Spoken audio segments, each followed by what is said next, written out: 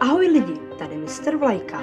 Nedávno jsem si uvědomil, že na mém kanále mám historii o slovenské vlajce, ale nikoli o české. A protože jsem si řekl, že to nedává moc smysl, tak jsem se rozhodl, že udělám i historii české vlajky.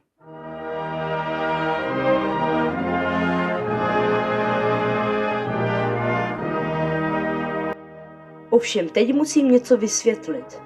Po roce 907 tady máme české knížectví.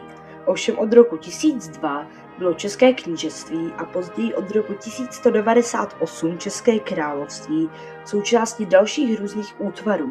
A tak to bylo do roku 1918, tedy skoro 1000 let.